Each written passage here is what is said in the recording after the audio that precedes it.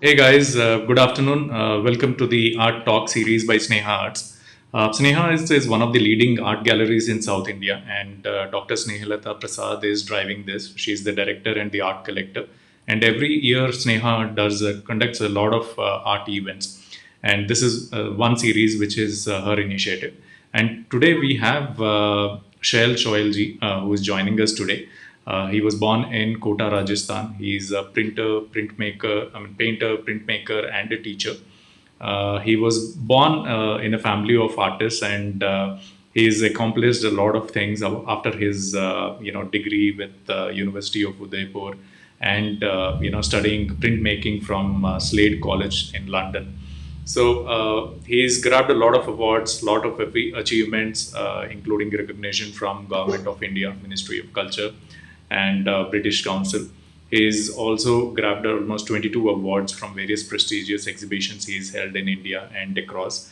And he's got national awards from all Lalit Kala academies, which, including the President of India and other areas. So today we have him. Thanks a lot, sir, for joining in and taking time out for knowledge sharing of your journey, and also helping out people who are just starting off. So आपका journey कैसा रहा? I mean, being how was it being being from the artist family?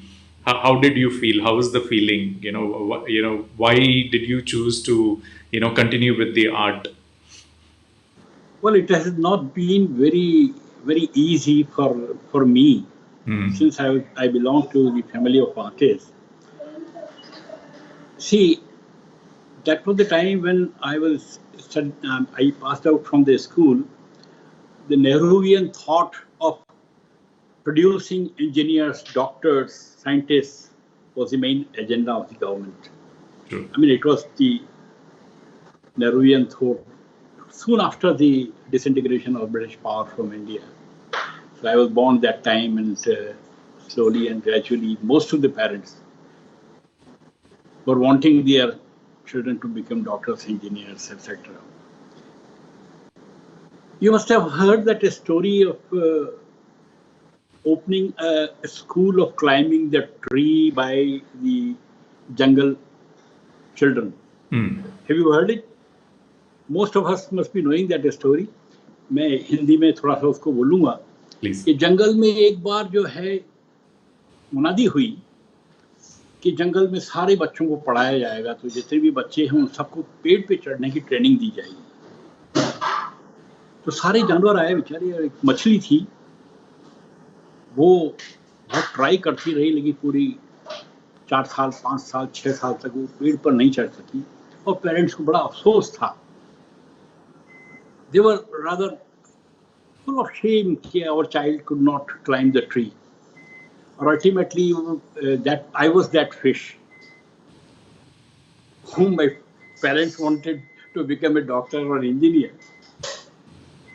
Because that was the time when my father, though he had very good education in art and he was a practicing artist, but then still the artists were facing a bad time.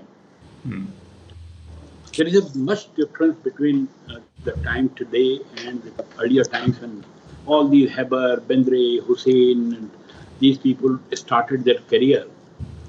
Nobody would buy your PT. I mean, even today, if I say that there are not even 2.5 lakh people in the whole country who acquire the works of art. So that was the worst time. I'll come to the point, what are the reasons that why don't we have the art collectors, and forget about art collection, but just to have the art awareness, why it is not there. There are very specific reasons for it, and I think none of the governments till date have taken any consideration on it. Got it. So, what happens that my father recollects, he told me a story that while he was admitted to the Slade College, London, he was in the process of getting the foreign exchange. See, that time it was not easy to acquire the foreign exchange. You will have to apply to the Reserve Bank of India, and then Your application will be moving for months together. And then if you get the permission, then you were allowed to take $200 totally for a year. So that was the time. And he was admitted to sleep, which was a pride to the art of Rajasthan, but he couldn't get the permission because he did not have any political pressure. Ultimately, on the last, he was fortunate enough, one of his friends who was living in Delhi, he took him to a big politician and he got that. So, see, the story is like that, that he reached to our ex-chief minister who used to be MP in parliament, and he goes to him and he says, Choel साहब, आपने क्या जनाना विषय लिया है, कला, ये नाच गाने, कला, नाटक वाटक, ये कोई इस देश को जरूरत नहीं है, हमारे देश को चाहिए doctors, engineers. Forget about this art. Sorry, I can't help you. My God. But he was fortunate. Later on, he got through the problem. Somebody helped him. But he was so frustrated with the art scene that if he would go with a show in Delhi, nobody will come to visit the exhibition even.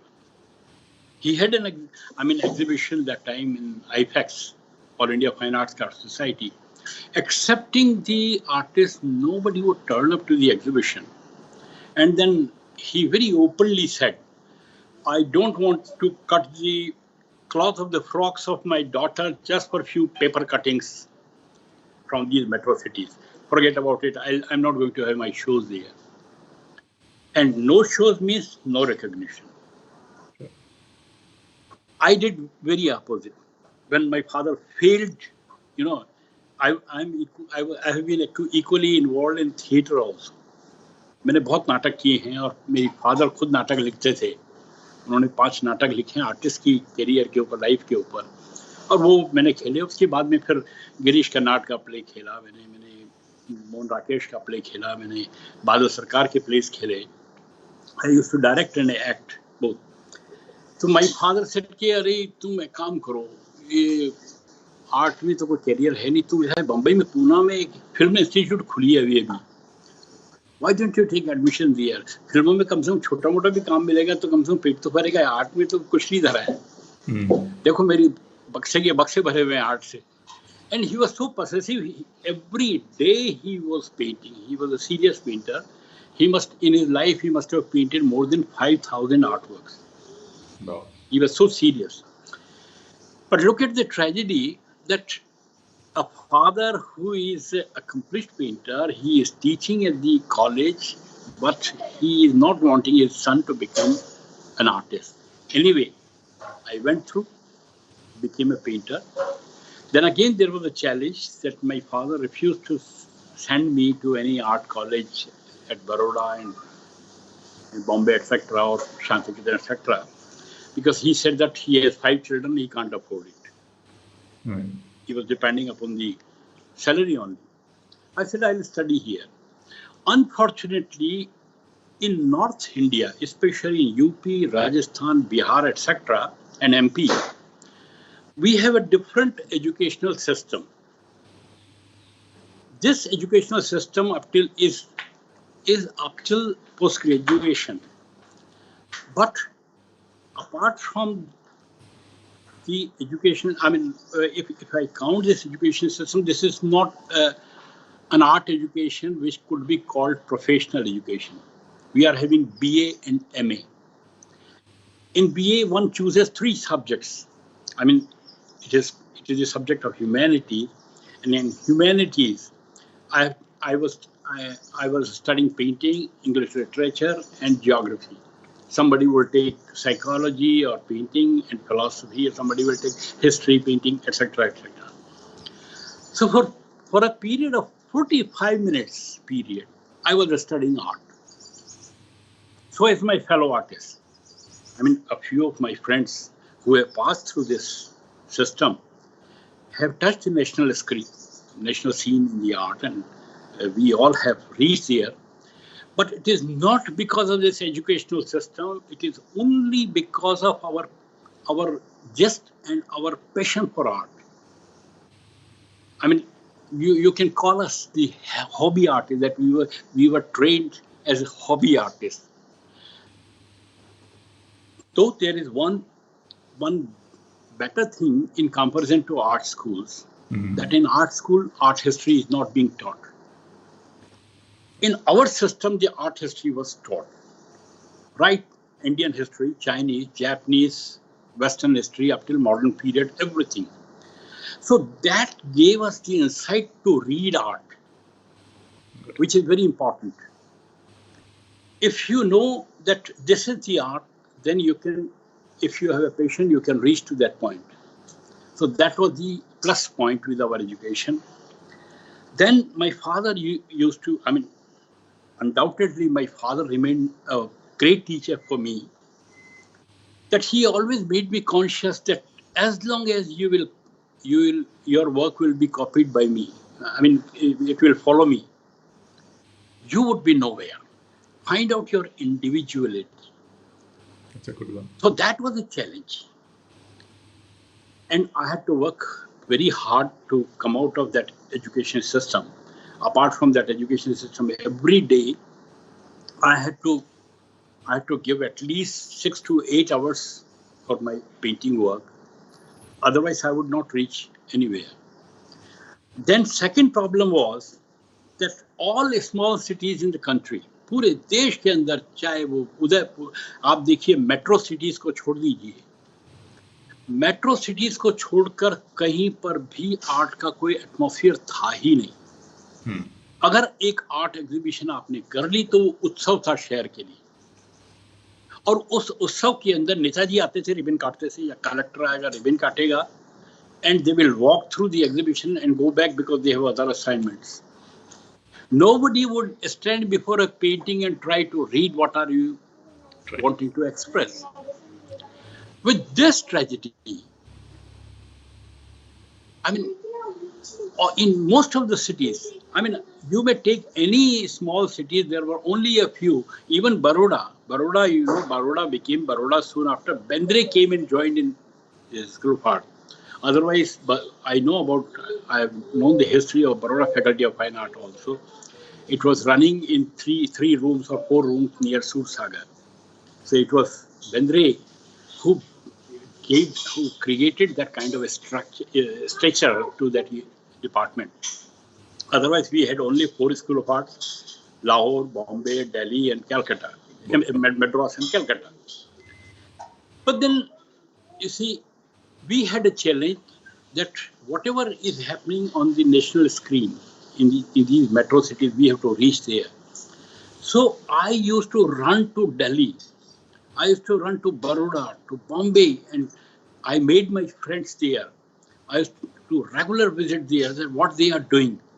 So to create that awareness of what is happening around and what people are doing. So that is very important. So it was a challenge, and I passed through that. First, I had to fight with the family to become a painter. Then education system through which I passed. Then there was a challenge that what is going on in the country. And suddenly, soon after my post-graduation, we happened to see the Trinal exhibition, the first Trinal. And when I would go to Trinal, we were seeing the paintings of Hussain Saab, Bendre Saab, Heber Saab, Sache Gujral, etc. But suddenly when we watched the Trinale, परखच्चे उड़ गए पूरे के पूरे sir के कि ये क्या हो रहा है, आर्ट ऐसे कैसे हो सकती है. Because by that time all pop art and post-painterly expressionism was on in States. The seat of art was already shifted from Paris to New York. America के पास बहुत पैसा है, खूब धूमधाम है, सारे दुनिया के कलाकार वहाँ भागे, वहाँ रहने लगे, पैसा आया. तो देखिए कि उन्होंने अपने काम को बड़े ह्यूजनेस देना शुरू किया, बड़े बड़े वॉल्यूमनस काम करने शुरू किए. हम तो चौंक गए उन कामों को देखकर कि art. And while I came back from there, my father had already seen that exhibition because he had taken the students there. I went all alone myself later on. And I said कि बाबूजी आपको टुनाले में ये Netherlands का section और England का section आपको अच्छा लगा? क्यों, क्या प्रॉब्लम है? मैंने कहा मेरे कुछ समझ में नहीं आया। He said तुम कितने दिन थे वहाँ? मैं एक ही रोज में बोर हो गया, देखा नहीं गया कि ये गलती करी तुम। Until unless you see a work of art 10 times, you cannot understand it, because you have to know the language, you have to know the background, and see if that work is being established in the European countries, then it is something, and you have to try to understand. और ध्यान रखो, तुम अगर इस काम को नहीं समझोगे, अगर तुम इसके अंदर नहीं इन्वॉल्व होगे, तो तुम कभी भी वो नहीं कर पाओगे जो होना चाहिए. So fortunately I had that kind of education from my family. Then I got the blessings of some senior artists in the country. मुझे दिल्ली जाता था, G.R. संतोष बहुत लव करते थे. He gave me lot of encouragement. Bombay में जाता था, Haber साहब और बेंद्रे साहब से जाके मिलता था, मुझे बहुत प्यार से समझाते थे, बातें करते थे.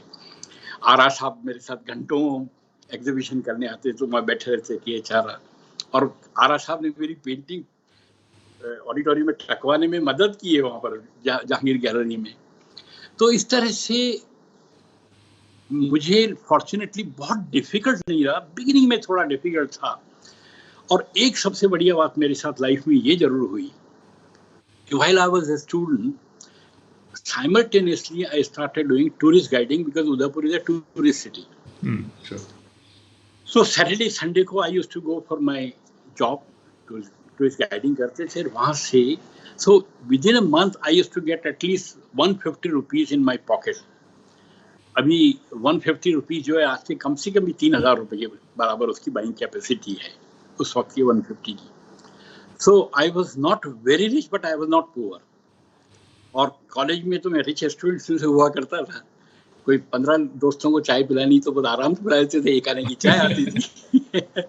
तो इसलिए क्या है कि इनिशियली आई नेवर सफर्ड. और उसके बाद में फिर जब मैंने शो शुरू करे तो पहले एक आध शो में काम नहीं बिका, पर उसके बाद में बिकना शुरू हो गया. मेरे सबसे फर्स्ट प्रमोटर थे air India. Air India bought my works every year.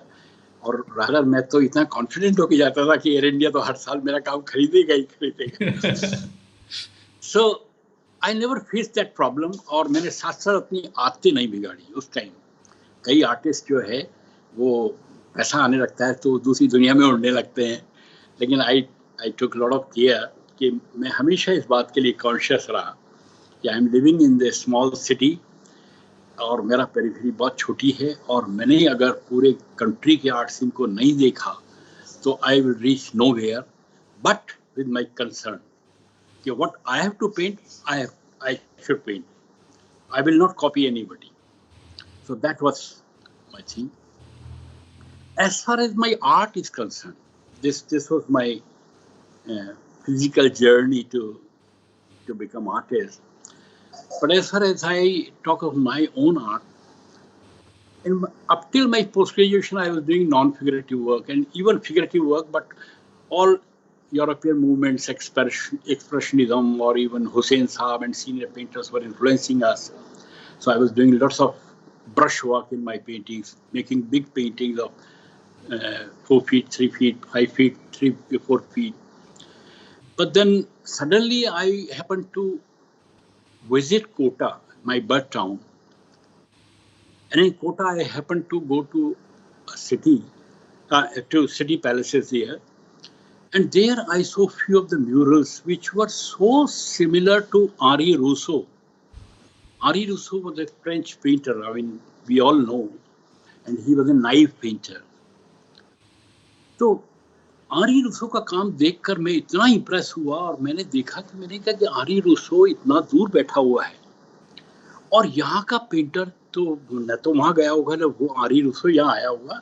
इतना सिमिलर कैसे हो सकता है कोटा स्कूल ऑफ पेंटिंग. उनका शेर डेलिनेट करने का तरीका, उनका पूरा जंगल बनाने का तरीका, इट इज सो सिमिलर. 90, 100 इतना पास में. And then I saw the space division कि कैसे वो space division कर रहे हैं, कैसे complementary colors use कर रहे हैं. Then I came filled up with it. एक नई एनर्जी मुझ में आई. And I said कि यार मेरी अपनी ट्रेडिशन इतनी रिच है और हम यूरोपियन आर्ट सारी पढ़ते हैं, लेकिन why not to give impetus to our own tradition? And then I started looking at Mewar paintings, then Mughal paintings, and Pahadi paintings. And then I, very confidently,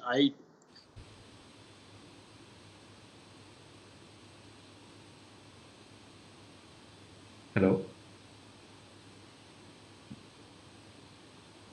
reconnect. Am I reaching there?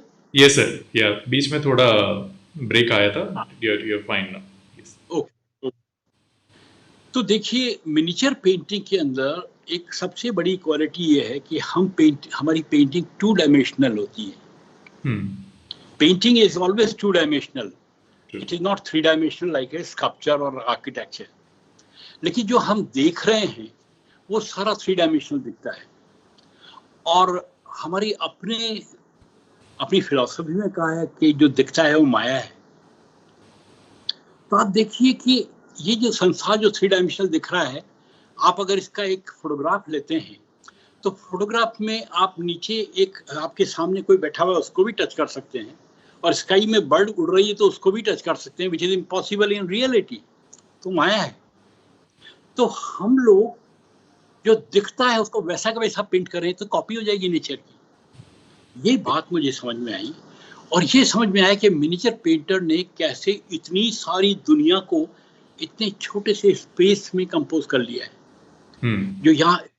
जो यहाँ दिख रहा है वो भी paint कर रहा है, जो पीछे पहाड़ी के पीछे हो रहा है वो भी पेंट कर रहा है, जो ऊपर हो रहा है वो भी पेंट कर रहा है उस स्पेस में. So this I call multi tier perspective. तो मैंने ये मल्टी टियर पर्सपेक्टिव, फिर उनका कॉम्प्लीमेंट्री कलर्स को यूज करना, और यहाँ से शुरू किया. और मैंने जितना मैं मिनिएचर पेंटिंग को निचोड़ सकता था, जितना उसमें से खींच सकता था, लेकिन मैंने कॉपी नहीं की. Miniature painters painted in tempera, and I painted in oils, क्योंकि I was much trained in oils, etc. सालों से ऑयल कर ही रहे थे. तो मैंने अपना रास्ता खोजा. My space was bigger, बड़ी स्पेस में, लेकिन प्रोसेस में मैंने वो मल्टी टियर पर्सपेक्टिव को यूज करना शुरू किया. And it took little time. After two years, I reached to that point. But fortunately, this work was recognized nationally. Wherever I sent my works in the exhibitions, I never imagined that it will fetch an award, it will earn an award, and I could earn awards. Or 9th tak, till I got the national award by Lalit Kala Academy, I went on getting award almost every year, somewhere, Calcutta, Bombay, Delhi, Madras, Amritsar, etc. But then see, an artist doesn't stay, he doesn't stop at a place. मैं miniature जरूर मेरे अंदर खूब समाया हुआ था, उसकी aesthetics बहुत अंदर थी. मेरी अपने सब्जेक्ट थे जिनको मैं पेंट करता था, मेरा अपना शहर था जिसको पेंट करता था.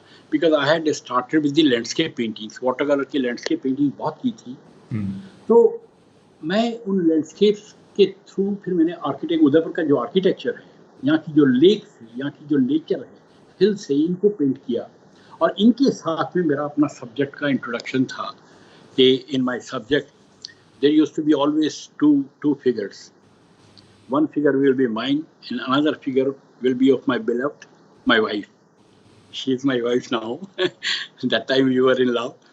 So, with these two small figures, I used to create an aura. If both are, I mean, your eye reaches to these two figures immediately through that landscape, etc. फिर बाद में then slowly and gradually the subject remained the same, but at the last, which I am doing today, you can see Krishna at the back of me. I went to Krishna and my wife became the cow, just in love with me. So cow and Krishna, I have painted sleeve. But in between, I have done many thing. मैंने जो है पहले सबसे पहले ये miniature से painting करते करते I shifted to few works where I had started doing some I'm sorry, architectural shapes को लेते लेते बीच में मुझे एक फिल्म करने को मिली और पीएचडी भी मैंने उसके ऊपर की थी, Nathdwara school of painting. Nathdwara is a Krishna centre, Krishna temple है वहाँ, और उनकी एक वल्लभाचार्य की फिलॉसफी है। Vallabhacharya was from Andhra, if you know it. तो उस फिलॉसफी के साथ में वो है जिसमें कि child Krishna is caressed and brought up. He is being taken care. He is a physical living being. वो मूर्ति नहीं, जिंदा एक बच्चा है, बालक है, और बाल कृष्ण की अलग अलग लीलाएं हो रही है। उन लीलाओं को वहाँ पर सारा का सारा उनके दर्शन होते हैं, उनकी सारी एक्टिविटीज होती हैं, और कृष्णा की इमेज के पीछे एक पेंटिंग टाकी जाती है जिसे पिछवाई बोलते हैं। पिछवाई मीन्स पीछे जो हैंग होती है, and it will, I mean that pichwai will be hung there, which contains the subject related to that particular festival. And we have 365 days in a year, but they have more than 400 festivals in a year. So every day, because of the child, there is a festivity. इसके ऊपर जब मैंने एक अपने doctoral thesis की, और साथ में जब एक फिल्म करने को मिली मुझे, 16 mm सेलुलॉइड फिल्म की थी मैंने, तो फिल्म के टाइम पे मुझे यहाँ दो इमेजेस बड़ी इंपॉर्टेंट मिली। एक तो लोटस फ्लावर, बिकॉज कृष्णा जो है भंवरा बनकर आता है और लोटस जो है वो राधा है, ये उनका मेन कॉन्सेप्ट था। तो lotus attracted me very much, और लोटस के बाद में फिर then slowly and gradually cows attracted me. So that this another series came, I started painting lotus painting करते करते फिर बाद में काउस पर आया, और थोड़े टाइम पे मैं इनमें से ब्रेक लेकर मैंने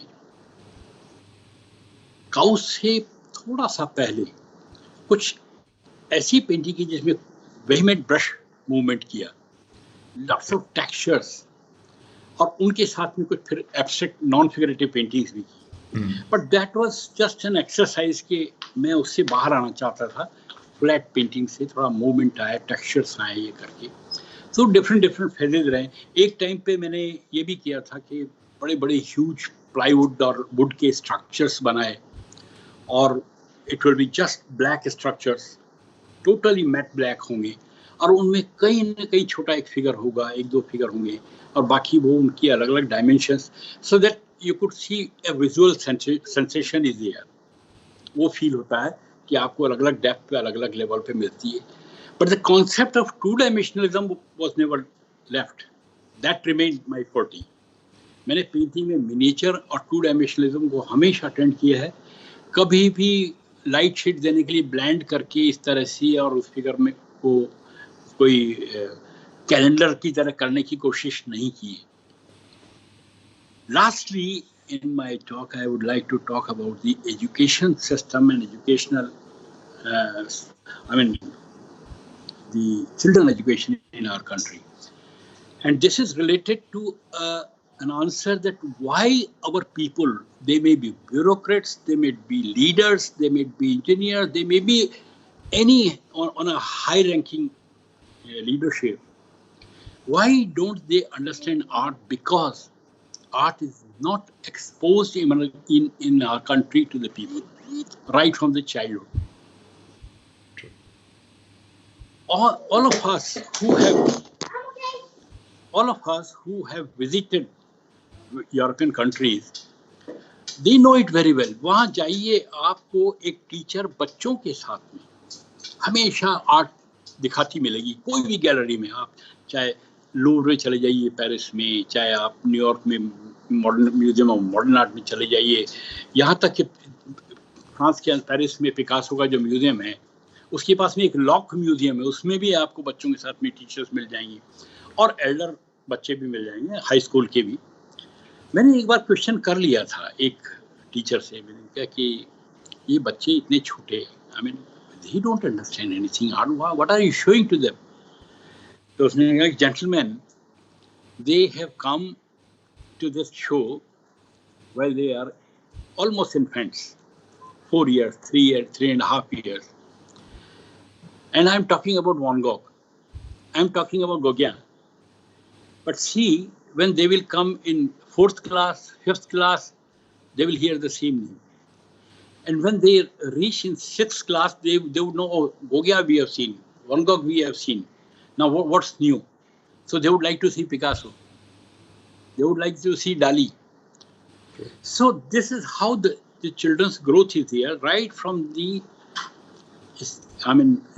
primary school till high school. They are being taught. By the time they reach to high school, they start reading good art. They start enjoying good music. They start and they become critic, which is a good music, and that's how they develop the personal language of understanding. Got it. Personal language of understanding means liking and disliking, which is where they are stubborn. You know, I like this music. I like this one. I like Picasso. I don't like Dali. He would very bravely say it. Whereas our people can't dare to say that. Because they feel कि अरे मैंने अगर डाली को कभी पता दिया हंसेंगे मेरे ऊपर. वो उसके पास रीजंस हैं कि क्यों उसको डाली पसंद नहीं है और क्यों पिकासो पसंद है. तो बात ये है कि हमारे यहाँ पर जब तक आर्ट का एक्सपोजर चिल्ड्रन को नहीं मिलेगा, जब तक वो बड़े होंगे तब तक वो आर्ट में नहीं जिएंगे. तो आप देखिए कि आर्किटेक्चर में बड़े बड़े पैसे वाले, खास तौर से जो अपर मिडिल क्लास के लोग हैं, वो इतने ऑब्नॉक्शियस मकान बनवा रहे हैं, इतने क्रूड कलर्स उनकी दीवारों के ऊपर होते हैं. वो रिलीजियस जो ड्रामा हो रहा है उसको तो छोड़ दीजिए, लेकिन इनफैक्ट हमारा एस्थेटिक अवेयरनेस इतना खराब है. और आज़ादी के बाद में कैलेंडर्स जो फ्री में लोगों को मिले हैं, उससे जो अगलीनेस हमारी लाइफ की आई है, उसकी वजह से हमारे यहाँ आर्ट से तो आम आदमी बिल्कुल दूर है. 99% of our people are unaware of art. What is art? They cannot appreciate our miniatures. They only find stories in art. That is the tragedy. Art is not a story. Art is not a subject. It is the inner expression of an artist. An artist paints what he sees. So he is seeing all these tragedies, so he is painting all these tragedies in the life. So that is it. That is my concern of what I talked about. So very well said, sir. I mean, it's good to know the entire brief of your journey. There are some. I mean, पहले तो आपका background इतना अच्छा है. There are a lot of compliments coming in. नजर तो पूरे background के ऊपर ही जा रही है. A lot of people who have not seen this clearly, what you see around Krishna are cows. A lot of cows. So for somebody who is not able to see it clearly, that's the thing. And one of the viewers, खुश नारायण जनगेड, वो बोल रहे हैं कि आज हिंदी दिवस है, सो आप if you can use more of Hindi भाषा, बिकॉज आज हिंदी है. तो ये हम लोग ने सर और हमने डिस्कस की थी बिफोर द शो दैट हम दोनों मिक्स करके बात करेंगे. So thank you. I mean, we respect that. Today is Hindi Divas and congratulations everybody. Hindi Divas की शुभकामनाएं. So पहला question sir, we have some questions for you. पहला question, आप पेंटर हो, आप प्रिंट मेकर हो, आप टीचर हो, which one you like the most? Which one is very close to your heart? नहीं, ये क्वेश्चन बड़ा कॉम्प्लेक्स है. जब मन करता है तो एचिंग करने लग जाते हैं, तो 1-1.5 महीने 2 महीने तक एचिंग ही करते हैं. जब पेंटिंग कर रहे हैं पेंटिंग कर रहे हैं, और कभी कभी स्कल्पचर भी किए हैं. हालांकि मैं एक कार्वर की मदद लेता हूँ जब भी स्कल्पचर करता हूँ, क्योंकि physically it is not very possible for me. तो मैं कार्वर के साथ में दूर बैठ जाता हूँ. अब यहाँ से काट, अब यहाँ से काट, अब यहाँ से पॉलिश कर, यहाँ टेक्सचर कर, ये टेक्सचर कर. तो इसे करके मैं करवाता हूँ, लेकिन वो अपने प्लेजर के लिए. I have never exhibited my 2 kind of works. One, I'm sorry, फिर उसको इंग्लिश में आ गया है. मैं खुश नारायण जी से माफ़ी मांगते हुए, मैंने अपने एब्स्ट्रैक्ट पेंटिंग्स का आज दिन तक कहीं शो नहीं किया है। करीबन 20 मैंने एब्स्ट्रैक्ट पेंटिंग्स की थी, बहुत बड़ी-बड़ी साइजेस में किए हैं काम। कभी नहीं, कहीं भी शो नहीं किया। और एक मैंने अपने स्कल्पचर्स का भी कहीं शो नहीं किया। केवल एक गाय वाली पेंटिंग स्कल्पचर है, जिसमें मैंने राधा बनाई है। तो वहाँ हमारा एक फैमिली शो था, जिसमें दिल्ली के अंदर ललित कला में, जिसमें सबके काम थे। उसमें मैंने अपना ये एक स्कल्पचर ज़रूर शो किया था, क्योंकि मैं बहुत एक्साइटेड था इस काम को खुद देखकर बड़ा खुश हुआ था कि मैं ऐसा कर भी सकता हूँ। तो वो मैंने एक स्कल्पचर ज़रूर एग्ज़िबिट किया है, पर मैं कभी भी अपने स्कल्पचर और एब्स्ट्रैक्ट ही मैंने शो किए। कभी मौका लगा तो करूँगा। तो ये है। और हिंदी से अंग्रेज़ी में शिफ्ट हो जाने के पीछे डर ये था कि हैदराबाद से बात हो रही है तो साउथ के लोग इंग्लिश में बात करते हैं। उनको समस्या होती है। तो मैंने कोशिश तो करी थी कि हिंदी और इंग्लिश में, लेकिन सॉरी बड़ी गलती से पहुंच जाता था। No problem sir. सो मेरे लिए भी बहुत मुश्किल है पूरा हिंदी में बात करने के लिए, आपसे क्वेश्चन पूछने के लिए। सो नहीं, मुझे तो बिल्कुल मुश्किल नहीं है, क्योंकि हमारा टीचिंग पूरा कम्युनिकेशन यहाँ पर हिंदी में ही होता है। ट्रू। तो मैंने इतने सालों पढ़ा है, हिंदी में ही पढ़ा है, और हिंदी में काफ़ी लिखा भी है। तो वो कोई दिक्कत की बात नहीं है, लेकिन वो एक मन में जो साइकोलॉजी होती है ना कि हैदराबाद से बात कर रहा हूँ, तो इसलिए अंग्रेजी में शुरू हो गया। Sorry. So, viewers, before we ask other questions, बाकी क्वेश्चन से पहले हम सर का आर्ट वर्क दिखाएंगे। ये जो पेंटिंग्स और सर का वर्क है, हम लोग ने इसको एक स्ट्रीम के तरह सीरीज में, हर सीरीज को स्प्लिट करके स्लॉट पे अरेंज किया हुआ है। So I will play the video now. So please enjoy this thing, and we have few more questions. अगर आपके पास कोई questions हो सर के लिए, please do ask in the live this thing so that I can ask him. Okay, so here we go.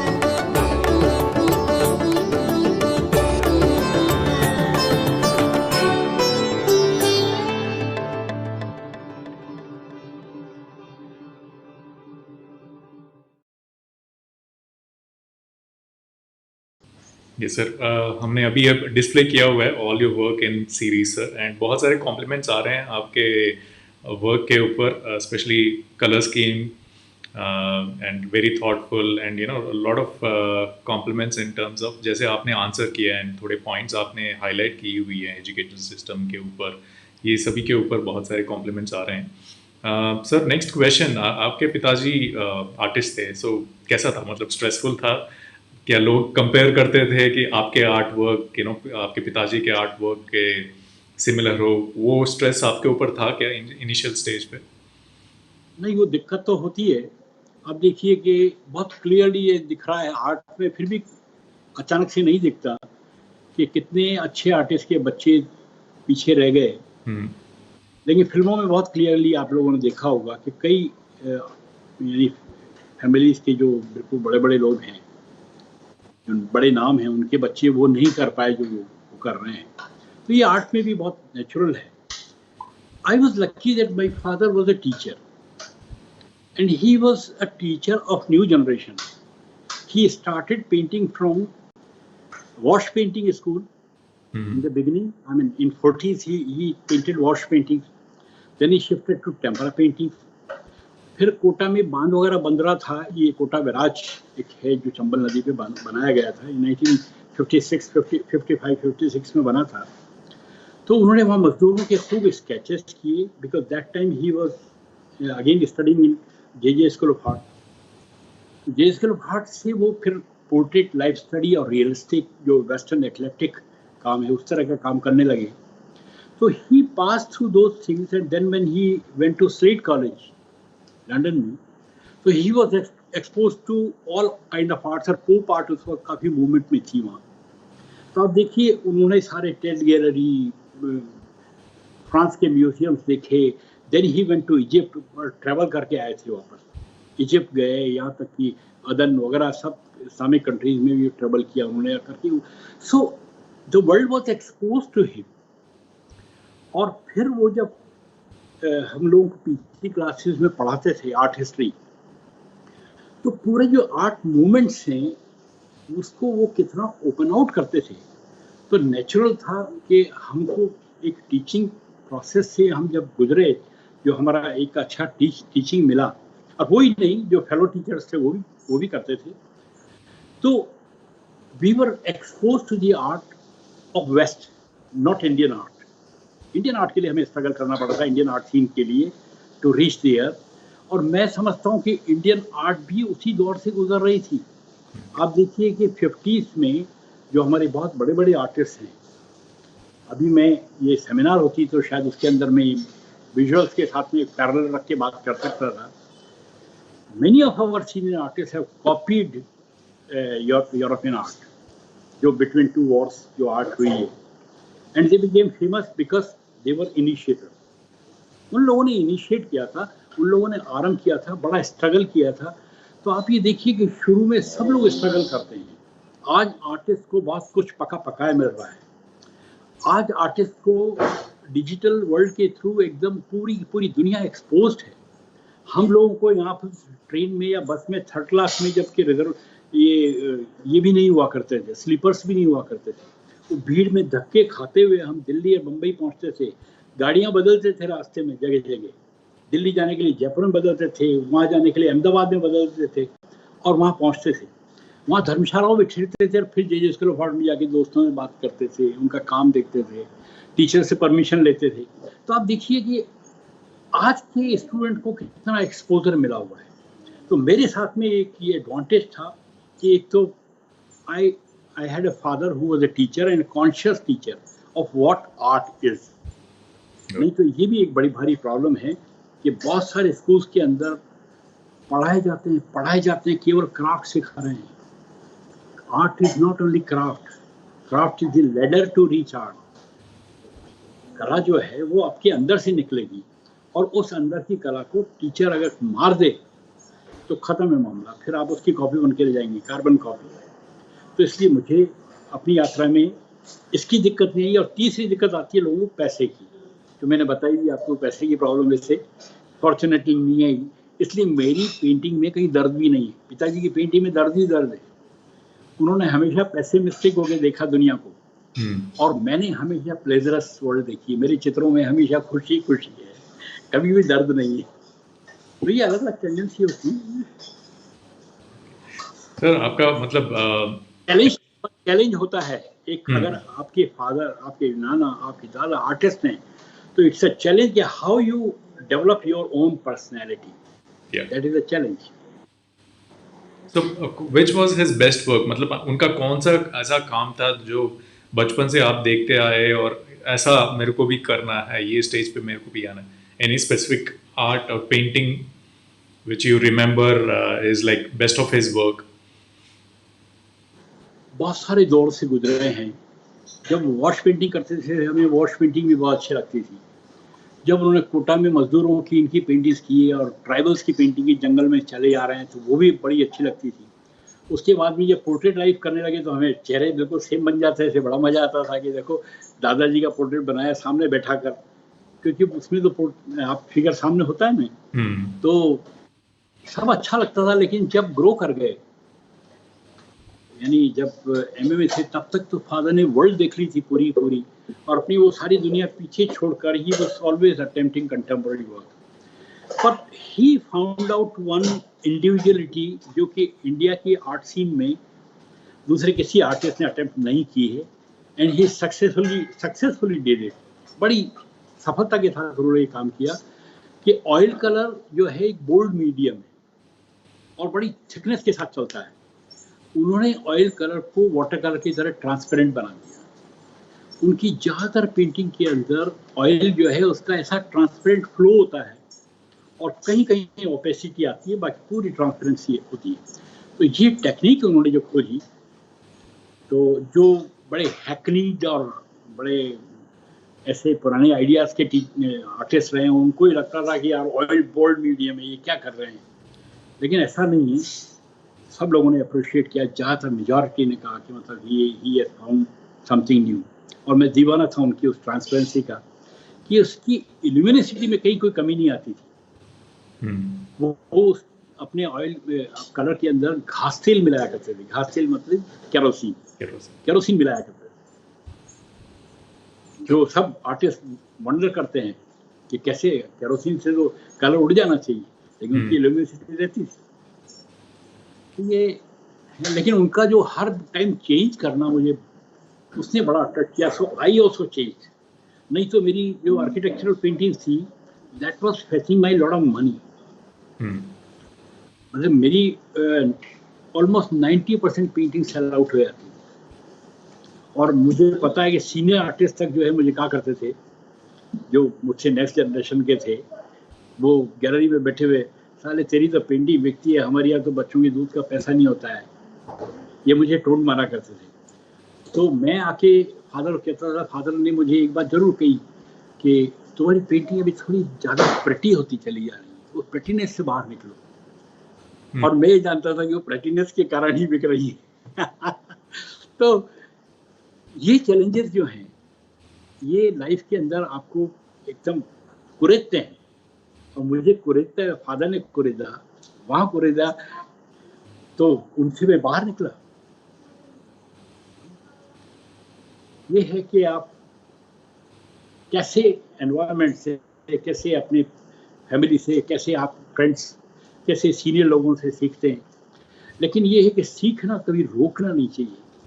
मुझे आज इस as में भी आपको दिखाऊं मैं, हम लोगों ने फादर के नाम से ट्रस्ट बना रखा है।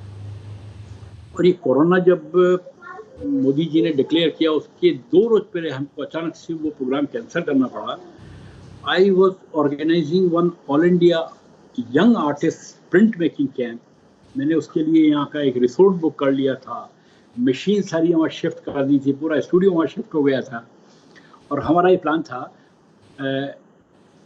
ये अपने बाला हैं यहाँ, AR बाला, मेड्रॉस चेन्नई से, उनको बुला रहे थे हम। और एक बड़ौदा से आ रही थी, एक नाम बड़े दिमाग से निकल जाते हैं भी बातचीत में, तो वो नॉन टॉक्सिक एचिंग सिखाने वाली थी। और ये new print making techniques in print making. इन बाला जो है वो जैसे प्रिंट जो है फ्लैट सरफेस पे ही होता है, कागज के ऊपर। बाला कहता है कि मैं ये ऐसी शेप है, उसके ऊपर भी प्रिंट कर दूंगा, यहाँ से लेके यहाँ तक। मैंने कहा एचिंग प्रेस में करोगे? Yes, we will do it. तो ये टेक्निक हमने, और उसमें हमने कंट्री से 15 यंगस्टर्स को बुलाया था, प्रिंट मेकर्स को, कि they need the new techniques. तो सीखने का कोई अंत नहीं होता। और उसके पीछे मेरी छिपी भावना ये भी थी कि मैं 75 ईयर्स का हूँ, लेकिन मुझे भी सीखने को मिलेगा। तो इसलिए सीखने की कोई उम्र नहीं होती, अगर आप आँख खुली रखें और आप में सीखने की एक प्रवृत्ति है, तो आपकी दुनिया हमेशा आगे बढ़ती रहेगी, कभी कभी पीछे नहीं रहेगी। I completely agree sir. मैं भी सीख रहा हूँ अभी। एंड स्पेशली आर्ट के बारे में आजकल बहुत बहुत मेरे को, I am like surrounded with artists now. So आपने आपने अर्लियर करियर में आपने लैंडस्केपिंग से शुरू किया and then slowly contemporary art and fusion. So ये फ्यूजन कब शुरू हुआ? I am not sure fusion is the right word, but आपका मैं फ्यूजन का मतलब नहीं समझा, क्या आप क्या दोबारा बताएंगे क्या? Fusion is basically Indian classical art versus some foreign this thing. You're mixing both of them together. हाँ, नहीं देखिए, मैंने मिक्स नहीं किया, रिलेट किया है. हाँ, रिलेट. कि आप देखिए कि यूरोपियन पेंटिंग्स के अंदर पिकासो के बाद में space division became very important. Picasso ने जब क्यूबिज्म सर्च किया तो उसने कहा मैं ऑब्जेक्ट नहीं बना रहा हूँ, I am making a painting. Object is the inspiration. तो ऑब्जेक्ट को वो कई तरह से इंटरसेक्ट कर रहे हैं, काट रहे हैं जगह जगह से, लाइन ज्योमेट्री से, और काटने के बाद में एक पोर्शन को यहाँ रख दिया, एक पोर्शन को यहाँ रख दिया. मिनिएचर पेंटिंग में भी वो यूँ को देखने को मिलता है कि एक हीरो घोड़े पर बैठ के आ रहा है नीचे जंगल में से, फिर वो दरवाजे के अंदर घुस रहा है, फिर वो सीढ़ी चढ़ रहा है, और सीढ़ी चढ़ने के बाद में वहाँ हीरोइन जो है, जो नायिका है, वो बालकनी में बैठी हुई है, और फिर दोनों का ऊपर मिलन हो रहा है. तो एक सीन को वो इतने सीन्स में बांटता है, जैसे कि फिल्म के अंदर आप यूं कैमरा यूं आपको फॉलो करता है, ये करता है, ये करता है. So this was achieved by Picasso in 1905 and our painters were doing it during Mughal period. 16th century में, 17th सेंचुरी में हमारे यहाँ पेंटर्स वो काम कर रहे थे. तो ये मैंने उससे रिलेट किया कि हमारी अपनी आर्ट के अंदर मैंने कोई फ्यूजन नहीं किया, हमारी अपनी आर्ट में था. लेकिन अब जब मैं इमेजेस की बात करता हूँ, जो इमेजेस मेरी पेंटिंग में है, वो इमेजेस तो मैं मिनिएचर से ड्रॉ नहीं कर सकता, ना पिकासो से ड्रॉ कर सकता. क्योंकि जब हम ये कहते हैं कि कलाकार वो पेंट करता है जो वो देखता है, तो मेरे शहर के अंदर हमारे यहाँ सैलू की बाड़ी है, एक गार्डन है, जो एक वॉल उसके अंदर है गार्डन पूरा.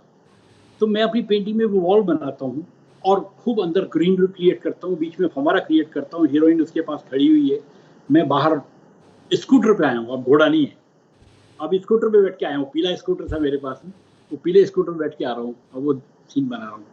लेकिन मैं जो देख रहा हूँ, जो मेरे यहाँ का लैंडस्केप है, उस लैंडस्केप को अपनी पेंटिंग में मिनिएचर से इंस्पायर होके, पिकासो और सारे मॉडर्न आर्टिस्ट से इंस्पायर होके उसका सिंथेसिस कर रहा हूँ. पर ये फ्यूजन नहीं है, सिंथेसिस मन में हो रहा है, पर एक्चुअल में जो उतर रहा है वो इमेजरी वो है जो मैं देखी है सारी.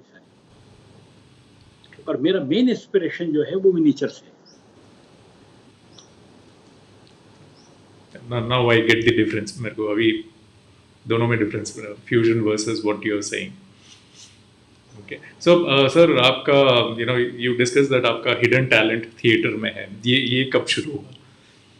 Sorry, theatre. I didn't get. You were also into theater. Theater. My father wrote plays and he used to direct those plays. क्या था कि मैं जिस कॉलेज में बाद में पढ़ा, उस कॉलेज में बहुत, जब स्कूल में तब की बात कर रहा हूँ, उस कॉलेज में सब डिपार्टमेंट्स को लेकर एक वीक का कल्चरल फेस्टिवल होता था. तो उसमें पेंटिंग के भी स्टूडेंट्स थे. एक बार फादर को कहा कि साहब अपन भी एक नाटक करें, साहब कोई आप कराइए.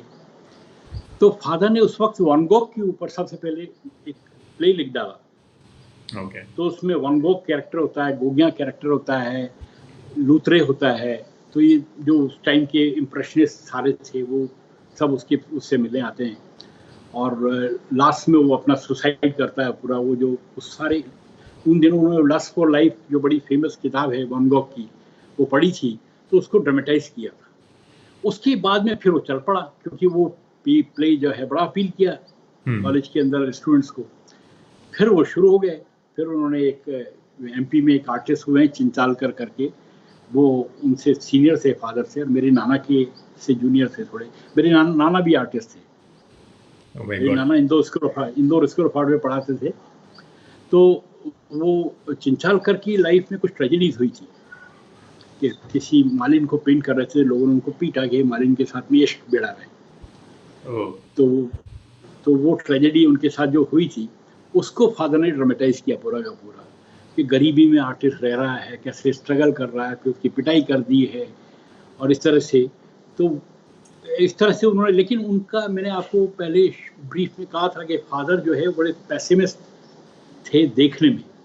मुझे अगर वो पेंटर नहीं बनने देना चाहते थे तो उनके साथ में जो उनकी जो पीड़ा थी कि मेरे को किसी ने आका नहीं, तो वो उस पीड़ा की वजह से वो मुझे वो नहीं चाहते थे।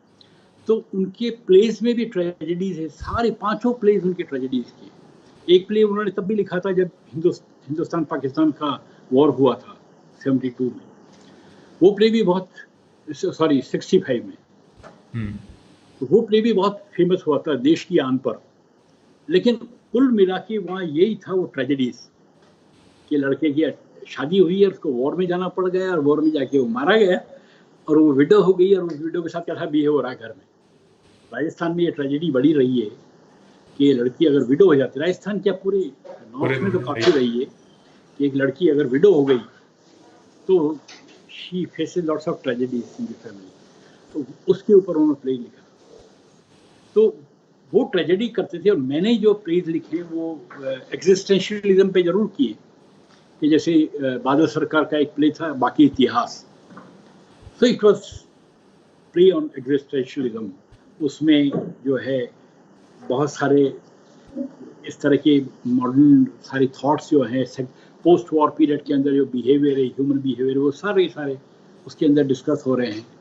तो मैं तो हमेशा जो है मस्ती वाले प्लेस मैंने ज़्यादा किए। बादल सरकार का अबू हसन जो कॉमेडी है वो किया। तो जब आर्टिस्ट मिलते हैं आपके दोस्त, और how do you have fun, मतलब मस्ती मोमेंट्स ऑफ शैल जी? खूब होती है। मैं बड़ा शौकीन हूँ पार्टीज करने का। Okay.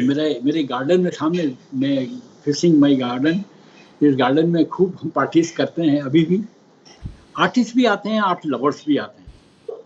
मेरे म्यूजिशियंस भी दोस्त हैं एक दो, जो कोई सरोद बजाता है, कोई तो अच्छा महफिल जो मेरे थिएटर के बड़े फेमस डायरेक्टर है भानु भारती, वो मेरे साथ ही यहाँ घर में ही रहते हैं, पास में ही मकान है उनका। और हम लोगों ने बाउंड्री वॉल्स भी बना रखी हैं। हम 3 आर्टिस्ट यहाँ रह रहे हैं मेरे साथ में। भानु भारती जो थिएटर वाले हैं, और अब्बास बाटली वाला एक पेंटर है जो उसका स्टूडियो है। तो हम कहीं भी बाउंड्री वॉल नहीं है, किसके मकान से किसके मकान में घुस तो ये रह रहे हैं। दोस्त साथ में रहे तो, लाइक माइंडेड पीपल साथ में रहे तो वही एडवांटेज है। घर बड़ा हो जाता है क्योंकि there are no boundaries, and तुम्हारा घर मेरा घर नहीं रहता, so that's a good one. हाँ, वो नहीं चलता। सर, आपको अगर आर्ट एंड कल्चर की मिनिस्ट्री दे दी जाए तो आप व्हाट पॉजिटिव रिफॉर्म्स क्या करोगे एज फॉर आर्टिस्ट, एंड जो आर्ट एजुकेशन जो सिस्टम है उसके ऊपर आप कौन सा आप कौन से एरियाज पे फोकस करोगे अगर ये होगा रेस्पॉन्सिबिलिटी आपको? मुझे मिनिस्टर बना रहे हैं, मैं तो आई एम एलिवेटेड। मैं जरा सच्चाई की बात करूंगा कि मुझे अगर 1 महीने के लिए भी कल्चरल मिनिस्टर बना दिया जाए तो सबसे पहले मैं देश के हर शहर के अंदर केवल एक छोटा सा मकान ही, एक म्यूजियम खोल दूंगा आर्ट का, और सारे स्कूलों को ये कंपलसरी कर दूंगा कि अपने बच्चों को कम से कम 2 बार उस म्यूजियम में जरूर लाना है। ये मैं सबसे पहले करूंगा। मेरी देश के अंदर म्यूजियम्स नहीं है, केवल मेट्रो सिटीज के अलावा छोटे शहरों के अंदर है। अब देखिए, मैं आपको इसके बारे में बात बताऊंगा। मैं जिस शहर में रहता हूँ उसकी पॉपुलेशन है 7 लाख के करीब, उदयपुर। मेरे शहर के अंदर 17 बायर भी नहीं है और 70 आर्ट लवर्स नहीं है। I know all of them. There are only 2 or 3 buyers, only 2 or 3 buyers जो यहीं से नहीं, बाहर से भी लेके आते हैं। खूब बहुत अच्छा कलेक्शन उनके पास। ये जरूरी नहीं कि आपको आर्ट लव करने के लिए आपको रिच होना जरूरी है। एक स्कूल का टीचर, एक पोस्टमैन, एक कुरियर सर्विस वाला भी जो है आर्ट लवर होना चाहिए। और उस सब का एक ही रास्ता है कि हम जब तक अपने यहाँ पर आर्ट को एक्सपोज नहीं करेंगे लोगों के सामने, तब तक आर्ट लोग उस दौर से नहीं गुजरेंगे, तब तक आर्ट जो है वो रिकग्नाइज नहीं होगी। और जिस कंट्री के अंदर आर्ट एंड कल्चर ग्रो नहीं करेगी वो कंट्री क्या है? मजदूरों का कंट्री है, पैसा कमाओ बस, और क्या है। तो मैं अगर मुझे मिनिस्टर बनाया, मिनिस्टर के सामने भी बैठा दिया, तो मैं उससे भी कहूंगा कि तुम्हारी सब बेकार है, तुम तो ये सबसे पहले म्यूजियम्स खोलो सारे शहरों के अंदर। सही बताया सर। आई मीन जो आपने वर्ड कही है मजदूरों का दुनिया, आई मीन वही रह जाएगा। हम लोग खाली अभी आजकल चाहे वो आईटी सेक्टर हो, मैन्युफैक्चरिंग हो, हम भी बाकी कंट्रीज जहाँ पे मैन्युफैक्चरिंग कंट्रीज के तरह ही हो गए हैं, काम काम काम कर रहे हैं। There is nothing artist passion भूल जा रहे इसका हैं। एक बहुत बड़ा एग्जाम्पल है आपको दूं। मैं चाइना गया हूँ, बीजिंग बिनाले में मेरा काम सेलेक्ट हुआ था, तो मैं बीजिंग गया था। आप देखिए कि चाइना के अंदर आप मतलब it's a very modern country, just like Europe. जाने पे बिल्कुल आप बीजिंग में, शंघाई में आप जा रहे हैं तो आपको पता नहीं लगता कि यूरोप में हो, आप यहाँ हो। और हमें उन्होंने ठहराया भी 5 स्टार होटल में था, तो सारे कंफर्ट से। पर वहाँ की आर्ट अगर देखो तो बिल्कुल डिस्टिंक्शन है, एकदम 2 भागों में डिवाइडेड है। एक आर्ट पोस्ट पेंटरली आर्ट है, पूरी पूरी जो अमेरिका के अंदर 1960s के बाद भी जो आर्ट डेवलप हुई, उस तरह के आर्टिस्ट हैं जो वर्ल्ड में फेमस भी हो गए हैं, और they are very rich artist also. और एक तरफ वो आर्टिस्ट हैं जो बिल्कुल स्ट्रगल कर रहे हैं, क्योंकि वहां पर भी आर्ट अप्रिशिएटर्स नहीं है। वहां भी केवल आर्ट जो है वो केवल कॉर्पोरेट सेक्टर के द्वारा खरीदी जाती है या बहुत रिचेस्ट लोगों के द्वारा खरीदी जाती है। मेरे शहर के अंदर, उदयपुर के अंदर, कम से एक बात बता दूं कि इतना पैसा तो है लोगों के पास में, रिच की बात कर रहा हूँ, पुअर मिडिल क्लास की बात ही नहीं कर रहा हूँ, इतने रिचेस हैं कि यहाँ पर 2000 आर्टिस्ट हों तो सबके सब सर्वाइव कर सकते हैं। पर वो 5 लाख का सोफा सेट खरीद लेंगे, 1 लाख का उनके ग्लास के ऊपर पर्दा होगा, पेंटिंग नहीं खरीदेंगे 50,000 की या 20,000 की, क्योंकि they don't have love for art, they don't understand art। उनको लगता है बेवकूफ है ये कि इसको क्या करूंगा टांग के। उसको कैलेंडर जो मिलता है वो कैलेंडर ज्यादा अच्छा लगता है, प्रिंटेड फोटोग्राफ ब्लो अप करके टांग लेता है। तो sir any suggestions for the new artist, upcoming artist? बहुत लोग नए आर्टिस्ट हैं जो अभी ये पैशन की तरह कर रहे हैं, और बहुत सारे हैं जो कोविड में उनको टाइम मिला है तो अपना पैशन अभी शुरू कर रहे हैं, जो उनके दिमाग में था अभी वो कैनवस पे लगा रहे हैं। तो उनके लिए कोई सजेशन? मेरा छोटा सजेशन है कि ईमानदारी से देखो और पेंट करो, और मन में जो आए वो करो, दूसरा कहे वो मत करो। That's it. Thank you sir, thanks a lot. आपसे सॉरी, अपने चश्मे से, अपनी आंखों से देखो बस। Thank you sir, thanks a lot for joining in. And आपने जो मतलब पेशेंटली आपने जर्नी एक्सप्लेन की और क्वेश्चंस अपने एड्रेस की, एंड आपका थॉट प्रोसेस, क्योंकि नए आर्टिस्ट और हम जैसे लोग जो आर्ट के लिए नए हैं, ये बहुत ज़रूरी है कि हम आर्ट को क्यों वैल्यू दें। Artist, why is artist important, why is the art important, ये बहुत समझना बहुत इम्पॉर्टेंट है। And that is the idea of this art talk, क्योंकि ये बहुत दोनों के लिए, आई मीन आर्टिस्ट के लिए है, नॉन आर्टिस्ट के लिए भी है, कि हम लोग मैसेज पास करें। So thank you, sir. Thanks a lot. And friends, thanks a lot for joining in. And thanks a lot for Sneha Arts for giving this opportunity where I'm getting to, meet minute artists during this thing. Thank you. And with मैं क्षमा चाहते हुए कि हिंदी में slip हो गया, English में बोलना तो हिंदी में ही चाहता था। Yeah. So happy Hindi Divas, all of you, and सभी को शुभकामनाएं। And sir, आपका पीछे का art superb, so I'm big fan. If I can get a print copy of it, I will definitely use it somewhere. Thank you sir, धन्यवाद। Thank you friends. Okay.